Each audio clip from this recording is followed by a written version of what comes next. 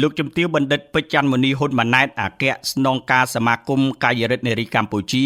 បានដឹកនាំគណៈប្រតិភូចូលគាល់សម្ដេចព្រះមហាក្សត្រីនរោត្តមមុនិនាថសីហនុព្រះវររាជមេដាជាតិខ្មែរក្នុងសេរីភាពសេចក្តីថ្លៃថ្នូរនិងសុភមង្គលនិងជាព្រះប្រធានកិត្តិយសនៃសមាគមកាយរដ្ឋនារីកម្ពុជានៅព្រឹកថ្ងៃទី30ខែកក្កដាឆ្នាំ2026លោកជំទាវបណ្ឌិតពេជ្រច័ន្ទមុនីហ៊ុនម៉ាណែតអគ្គស្នងការសមាគមកាយរដ្ឋនារីកម្ពុជាបានដឹកនាំគណៈប្រតិភូចូលគាល់សម្ដេចព្រះមហាក្សត្រីនរោត្តមមុនិនាថសីហនុព្រះវររាជមេដាជាតិខ្មែរក្នុងសេរីភាពសេចក្តីថ្លៃថ្នូរនិងសុភមង្គលនិងជាព្រះប្រធានកិត្តិយសនៃសមាគមកាយរដ្ឋនារីកម្ពុជា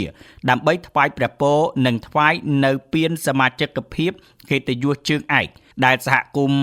Olep Baden Powell Society ថ្វាយព្រះអង្គការពីពេលដែលព្រះរាជាណាចក្រកម្ពុជាទទួលរៀបចំមហាសន្និបាតកាយរដ្ឋនារីពិភពលោកលើកទី39និងកិច្ចប្រជុំប្រចាំឆ្នាំរបស់សហគមន៍ OBPS លើកទី42នៅលើដែនដីអង្គរដ៏ពិសិដ្ឋខេត្តសៀមរាបឆ្នាំ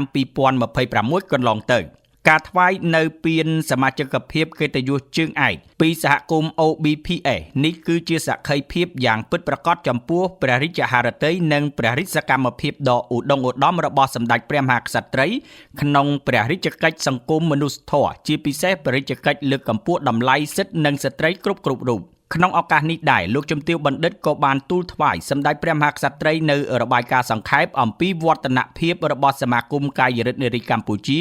ក្នុងរយៈពេលកន្លងមកជាពិសេសជោគជ័យដ៏ត្រចះត្រចង់របស់សមាគមក្នុងការរៀបចំមហាសន្និបាតកាយរដ្ឋនារីពិភពលោកលើកទី39និងកិច្ចប្រជុំប្រចាំឆ្នាំរបស់សហគមន៍ OBPS លើកទី42សូមបញ្ជាក់ផងដែរថាសហគមន៍ Olep Baden Powell Society ត្រូវបានបង្កើតឡើងនៅក្នុងឆ្នាំ